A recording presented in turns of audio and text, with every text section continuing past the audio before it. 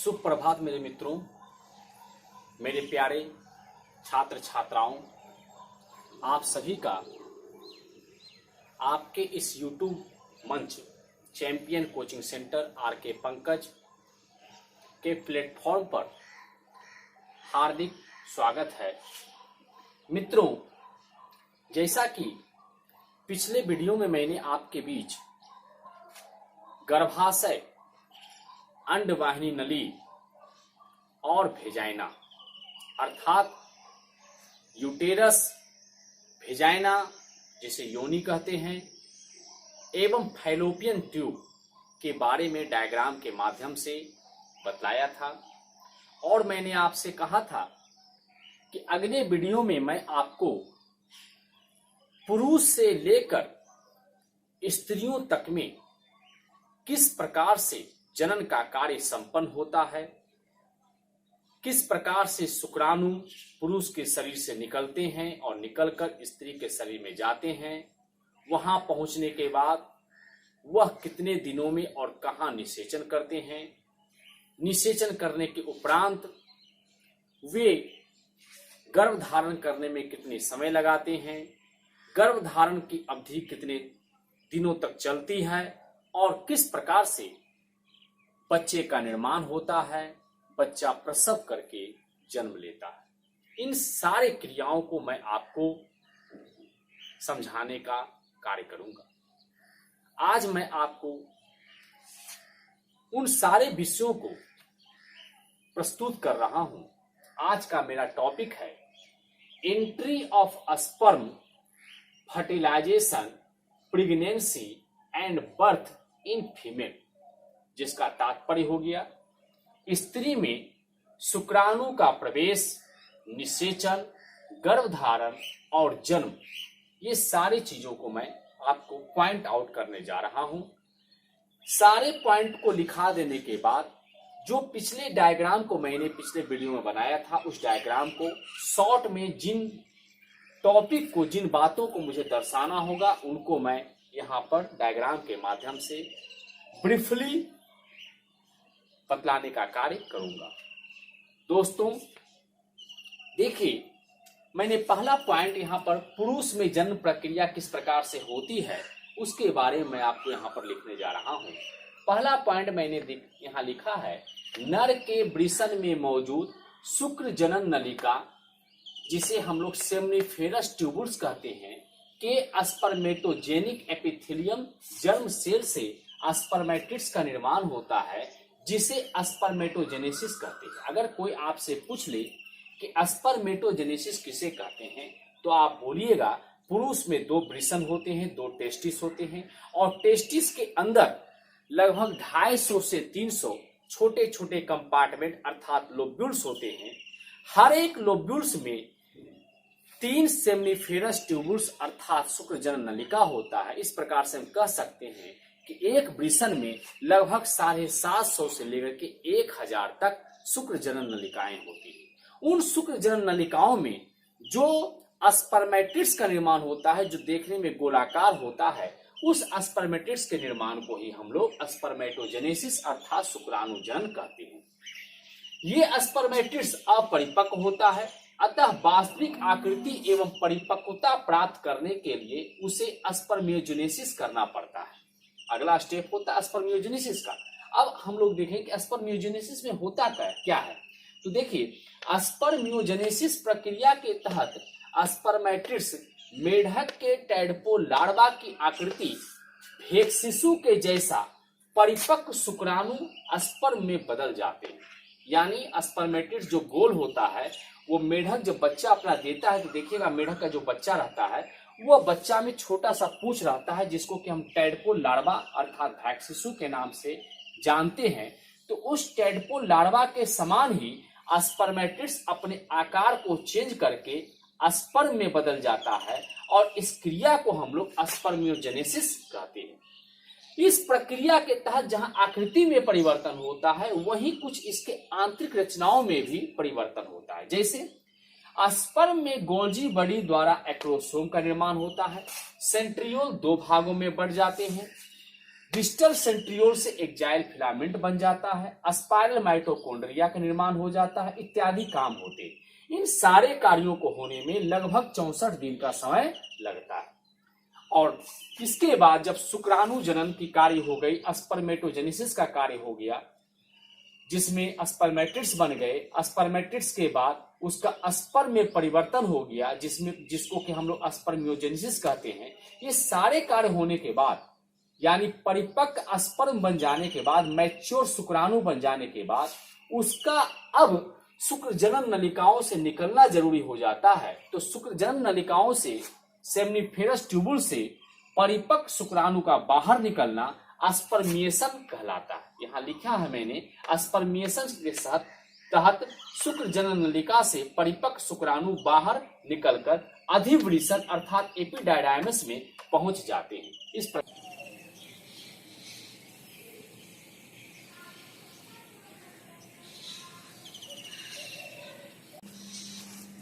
Next point, प्रतिदिन लगभग 10 पर पावर 12 से 10 पर पावर 13 शुक्राणुओं का निर्माण प्यूबर्टी काल से शुरू हो जाता है, जो जीवन भर चलता रहता है। यानी पुरुषों में जन्म लेने के बाद जब 13 से 15 वर्ष की अवस्था आती है तो उसे हम लोग प्यूबर्टी अर्थात यौवन अवस्था के नाम से जानते हैं।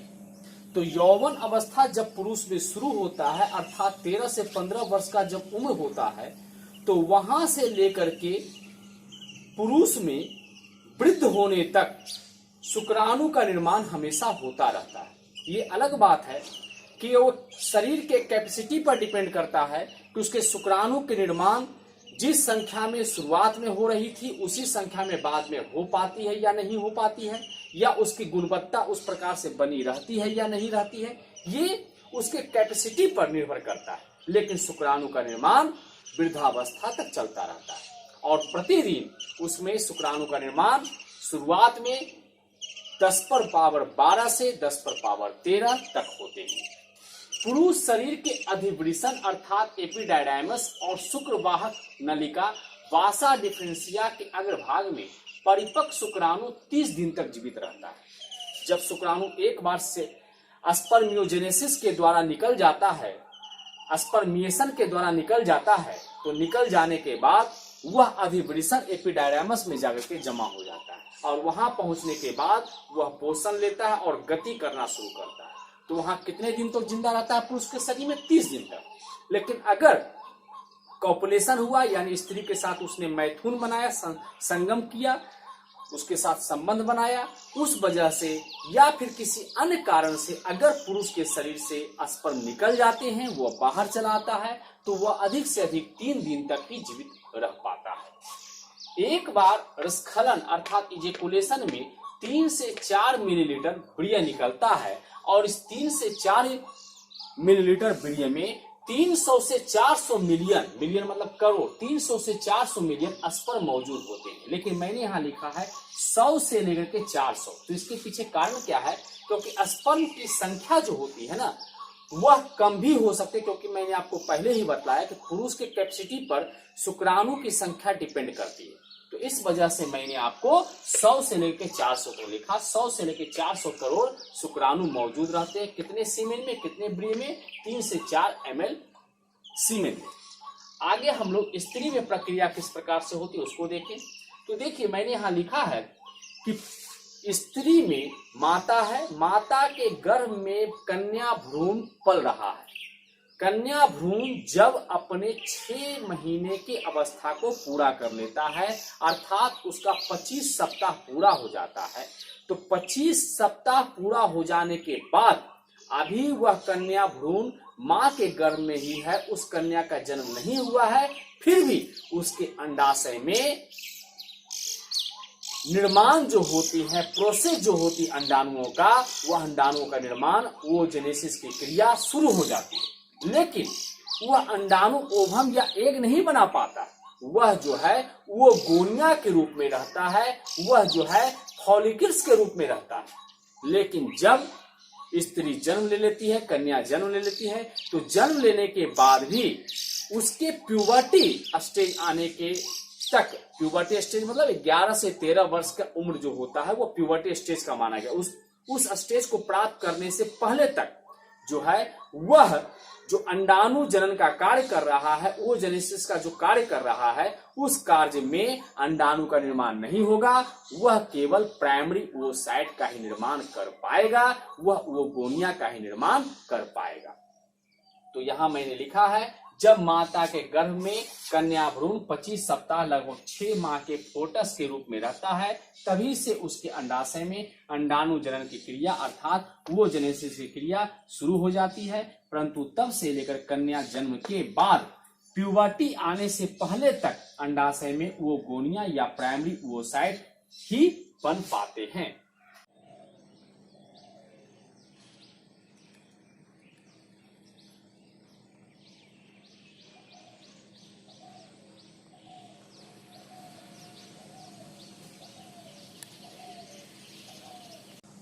नेक्स्ट पॉइंट, ओवरी के जर्मिनल एपिथेलियल सेल की कुछ कोशिका अपेक्षाकृत यानी दूसरी कोशिका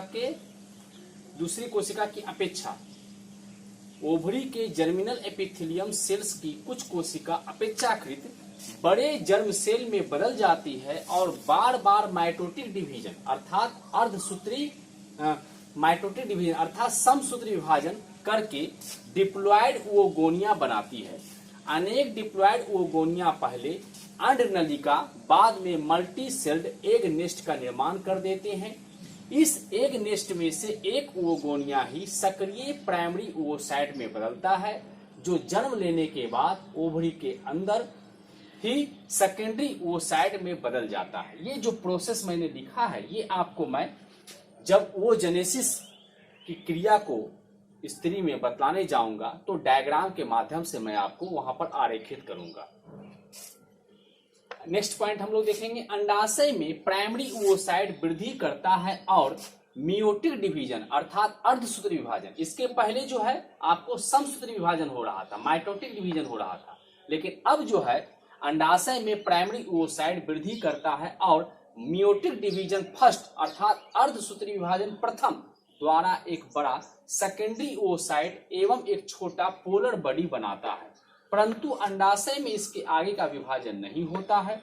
आगे का मियोटिक डिवीजन सेकेंड तब होता है जब सेकेंडरी oocyte अंड निक्षेपण क्रिया के द्वारा अंडाशय से निकल जाते हैं और निकलने के बाद फैलोपियन ट्यूब में पहुंचते हैं और वहां पहुंचने के बाद पुरुष के परिपक्व स्पर्म के साथ उसका मिलन होता है, उसका निषेचन होता है, तब जाकर के वह ओवम अर्थात अंडज या एग अर्थात अंडे का निर्माण कर पाता है।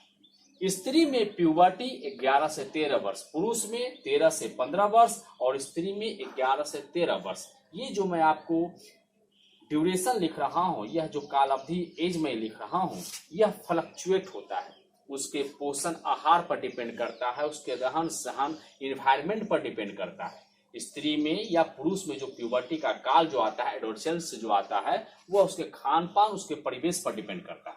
लेकिन जनरल जो होता है वो मैंने आपको यहाँ लिखा है कि पुरुष में 13 से 15 वर्ष में प्यूबर्टी आती है और स्त्री में 11 से 13 वर्ष में प्यूबर्टी आती है।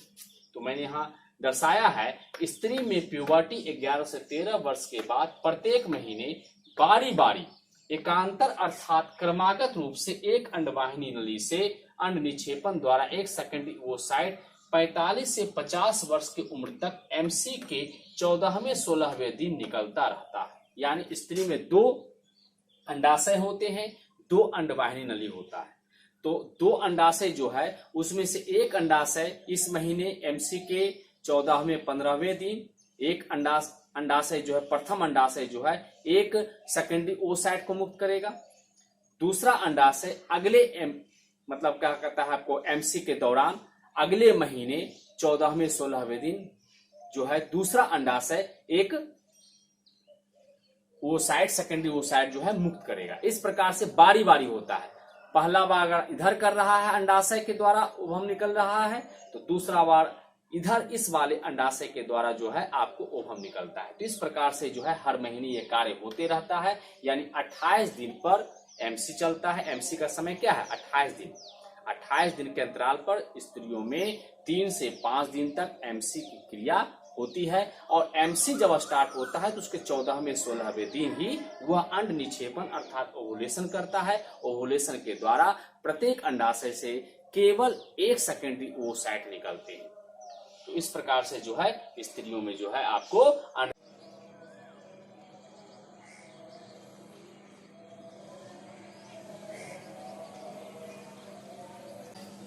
मित्रों, यहां मैंने 2019 के परीक्षा में इंटर के एग्जाम में एक क्वेश्चन पूछा गया था कि एक स्त्री अपने पूरे जीवन काल में लगभग कितने अंडाणु का निर्माण करती है, कितने अंडाणु मुक्त करती है।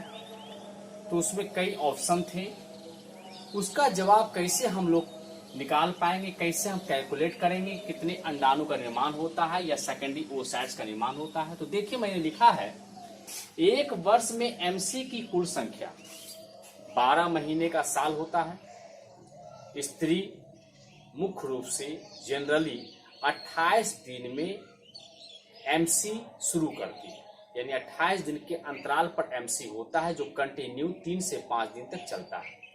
ये जो एमसी का ड्यूरेशन मैंने 28 दिन बतलाया, यह भी फ्लक्चुएट होता है। किसी किसी स्त्री में 28 दिन की अपेक्षा 35 दिन भी होता है, लेकिन जनरल वे में 28 दिन ही माना गया। 28 दिन पर एमसी शुरू होता है जो 3 से 5 दिन में समाप्त हो जाता है।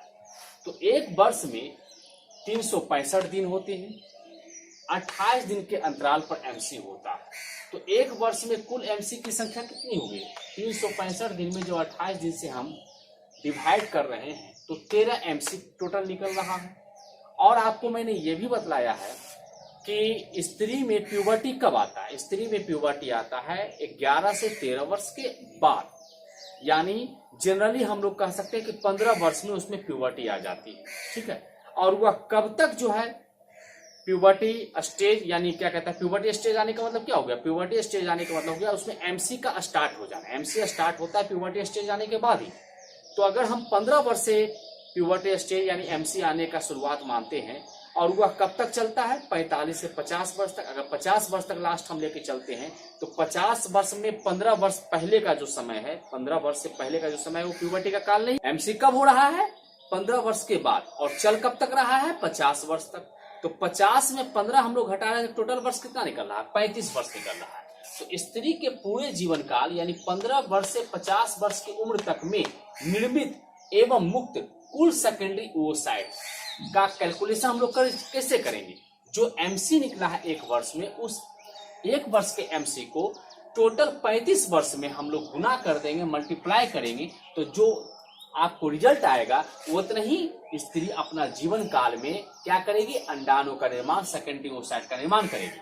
तो 35 को हम जब 13 से मल्टीप्लाई कर रहे हैं तो टोटल निकल रहा है 455 सेकेंडरी ओवोसाइट, यानी स्त्री अपने जीवन काल में टोटल लगभग 450 सेकेंडरी ओवोसाइट का निर्माण करती है, उसे मुक्त करती है।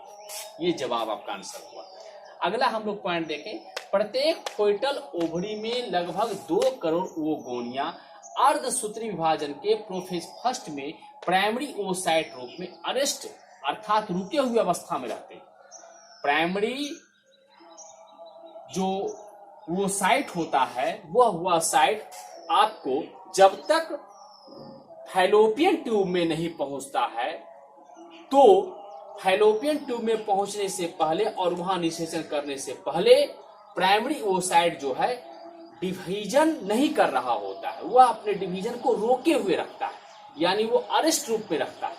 लेकिन जैसे ही उसको निषेचन की क्रिया हो जाती है, उसमें शुक्राणु मिल जाता है, वह अपने अगले स्टेज यानी मियोसिस सेकेंड को शुरू कर देता है, जिसके वजह से मेटाफेज सेकेंड होता है और वह जो है आपको जाने के बाद सेकेंडरी ओवोसाइट और सेकेंडरी ओवोसाइट से क्या बना देता है? ओवम का निर्माण कर देता है। तो मैंने यहाँ लिखा है प्रत्येक फोइटल ओवरी में लगभग 2 करोड़ ओवोगोनिया अर्धसूत्री विभाजन के प्रोफेज फर्स्ट में प्राइमरी ओवोसाइट रूप में अरेस्ट रूप में रहते हैं, जिनमें से 60,000 से 80,000 ही फॉलिकल्स अर्थात प्राइमरी ओवोसाइट यौवन अवस्था आने का इंतजार करता है, से सभी जन्म से यौवन तक में नष्ट हो जाते हैं। यानी आपको 2 करोड़ में 60 से 80 हजार की जो है वो सेकेंडरी ओसाइट बनाने का कार्य करता है बारी बारी हर महीने, लेकिन बाकी जो बचता है वो सभी क्या हो जाते हैं, नष्ट हो जाते हैं। ये आपको स्त्री से संबंधित जो मुख्य पॉइंट होते हैं वो मैंने लिखाया।